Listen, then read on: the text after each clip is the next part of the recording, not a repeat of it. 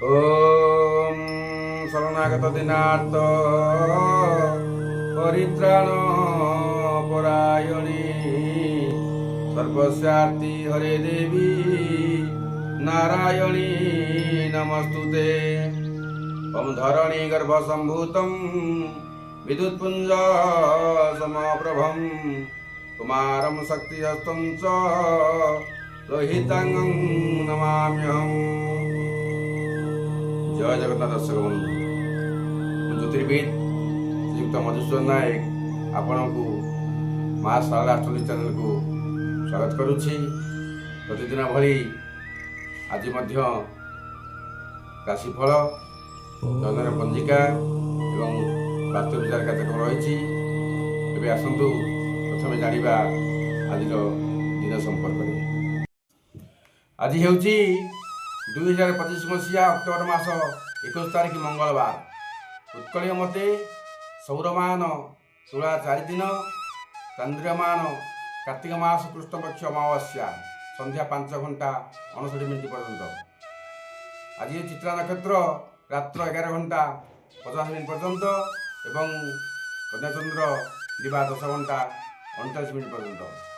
आज हूँ मकर राशि घात बार एवं वृष राशि घात चंद्र दिवा 10 घंटा 39 मिनिट पर्यंत। आज मृत व्यक्तिर एकपाद पुष्कर दश, फल होची कृषि संतान हानि।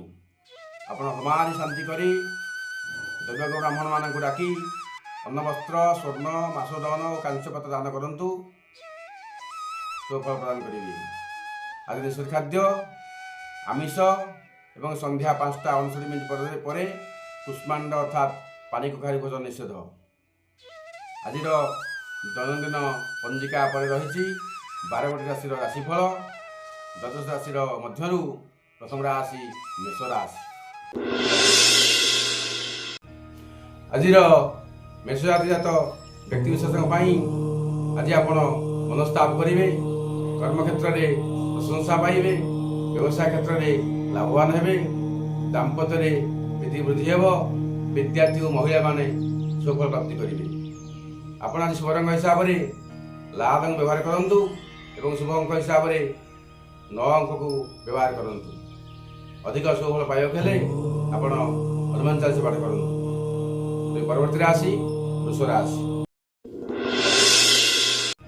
वृष राशि जात व्यक्ति विशेष आज आपण को आदर सम्मान मिलिबो। अनेक दिन धरी रही असुविधा दूर हो। जो मैंने टेक्निकल सेक्रेटरी सेक्टर में काम करछंदी आपण पई दिनटी बहुत भल। व्यवसाय क्षेत्र में अग्रगति करेंगे, दाम्पत्य सुख लाभ करेंगे, विद्यार्थी महिला मानक आज कर्म क्षेत्र में मन प्राण ढाली काम करेंगे। आपण मान रही शुभ रंग धला, शुभ संख्या 6। आपण आज महालक्ष्मी को अष्टक पाठ करंतु, सुफल मिल। परवर्ती राशि मिथुन राशि। मिथुन राशि जात व्यक्ति विशेष आज आप अपदस्थ हो पारती। आज आप जगि रखी चलतु, कोर्ट कचेरी मामला पड़ पारती। व्यवसाय क्षति मनस्ताप करेंगे, दाम्पत्य असंतोष प्रकाश पाइब, विद्यार्थी और महिला अपमानित हेबे। शुभ रंग हिसाब से आप सबुज रंग व्यवहार करंतु एवं शुभ संख्या 5 व्यवहार करंतु। आज आप लक्ष्मी नारायण को तुलसी अर्पण करंतु, सुफल प्रदान करिब। परवर्ती राशि कर्कट राशि।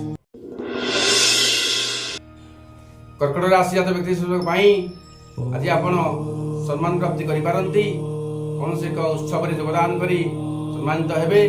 व्यवसाय क्षेत्र में भल रोजगार हेब, अपराह्न कलह लगी पारे, दाम्पत्य सुख दुख लगी रहिबो, विद्यार्थी और महिला सतर्क सहित कार्य करेंगे। शुभ रंग हिसाब से आप धला व्यवहार करें और शुभ संख्या हिसाब से 2 और 7 व्यवहार करें। आप महादेव शुभं को गायत्री पाठ करंतु। परवर्ती राशि सिंह राशि। सिंह राशि जात व्यक्ति विशेष आज आप प्रत्येक क्षेत्र में विफलता अनुभव करेंगे।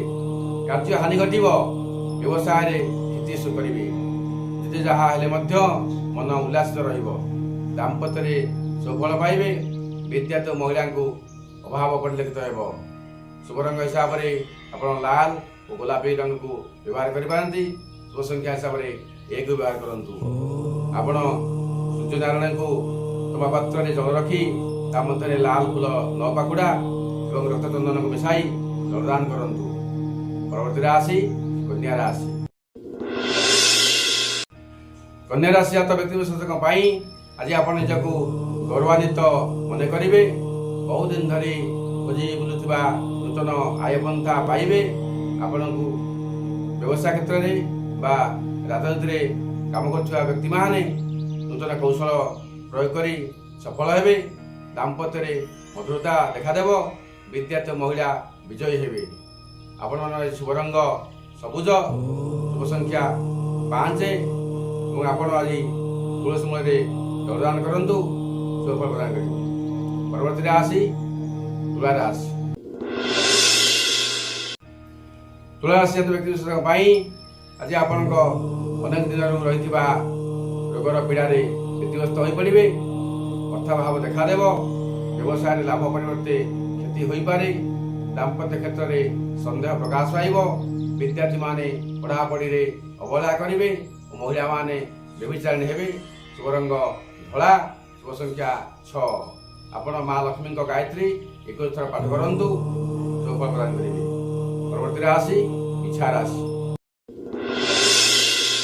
ବିଛା ରାଶି ଜାତ ବ୍ୟକ୍ତିବିଶେଷଙ୍କ ପାଇଁ ଆଜି ଆପଣଙ୍କ ଦେହ ମନ ସୁସ୍ଥ ରହିବ। ବନ୍ଧୁଙ୍କ ସହଯୋଗ ପାଇବେ। ଶାରୀରିକ କ୍ଲେଶ ଦୂର ହେବ। ବ୍ୟବସାୟରେ ଅଧିକ ଇନଭେଷ୍ଟ କରନ୍ତୁ ନାହିଁ।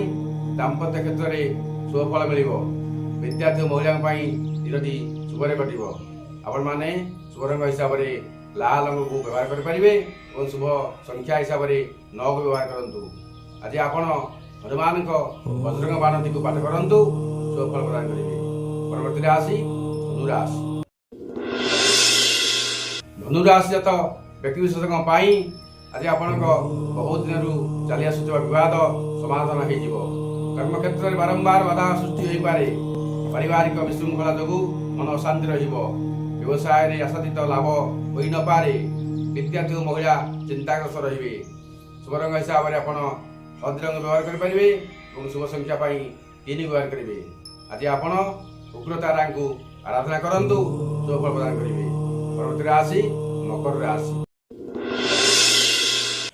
ମକର ରାଶି ଜାତ ବ୍ୟକ୍ତିବିଶେଷଙ୍କ ପାଇଁ ଆଜି ଆପଣଙ୍କ ବ୍ୟୟ ବୃଦ୍ଧି ହୋଇପାରେ। ଆଜି ଆପଣ ଜଗି ଜଗି ଚଳନ୍ତୁ। ଆପଣଙ୍କ ଶାରୀରିକ ମାନସିକ ଅବସ୍ଥା ଭଲ ରହିବ ନାହିଁ। ଆକସ୍ମିକ ଦୁର୍ଘଟଣା ଘଟିପାରେ। ବ୍ୟବସାୟରେ ଅଧିକ ପୁଞ୍ଜି ଇନଭେଷ୍ଟ କରନ୍ତୁ ନାହିଁ, କ୍ଷତି ହୋଇପାରେ। ବିଦ୍ୟାର୍ଥୀ ଓ ମହିଳା ସମ୍ବେଦନଶୀଳ ରହିବେ।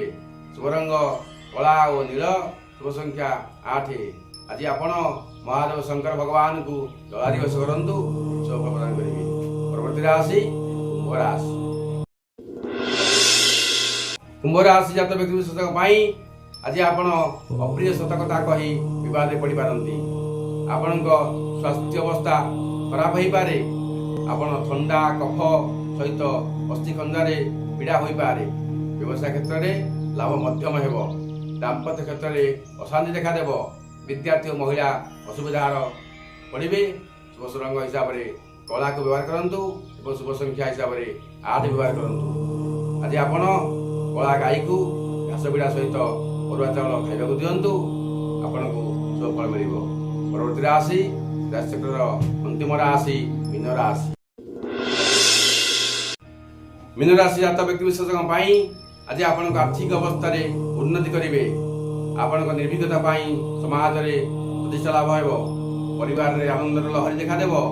ଦାମ୍ପତ୍ୟ ଜୀବନରେ ବୃଦ୍ଧି ହେବ। ବିଦ୍ୟାର୍ଥୀ ଓ ମହିଳା ଯଶସ୍ୱୀ ହେବେ। ଶୁଭ ରଙ୍ଗ ହିସାବରେ ଆପଣ ହଳଦୀ ରଙ୍ଗ ବ୍ୟବହାର କରିପାରନ୍ତି। ଶୁଭ ସଂଖ୍ୟା ହିସାବରେ 3 ଓ 7 ବ୍ୟବହାର କରିପାରନ୍ତି। ଆପଣ ଆଜି ନାରାୟଣ ଭଗବାନଙ୍କୁ ପ୍ରସାଦ ରୂପେ ବୁନ୍ଦି ଲଡ଼ୁ ଭୋଗ ଲାଗିକି ଦିଅନ୍ତୁ। ଶୁଭଫଳ ମିଳିବ। 12ଗୋଟି ରାଶିର ରାଶିଫଳ ପରେ ବାସ୍ତୁ ବିଚାର କାର୍ଯ୍ୟକ୍ରମ ରହିଛି। ଏବେ ଆସନ୍ତୁ ଜାଣିବା।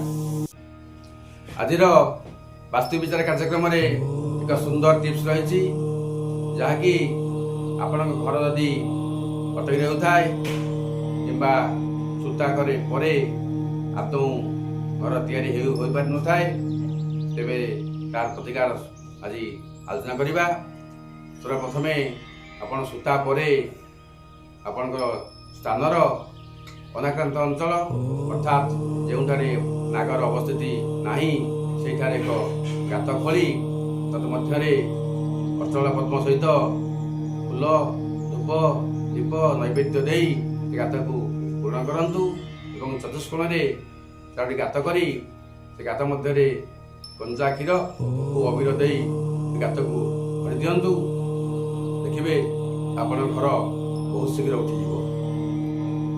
ଯଦି ଆପଣଙ୍କର ଘର ଅଟକି ରହୁଥାଏ କିମ୍ବା ସୂତା କରିବା ପାଇଁ ଆପଣ ଚାହାନ୍ତି ତେବେ ଆପଣ ମୋ ନମ୍ବରରେ ଯୋଗାଯୋଗ କରିପାରିବେ।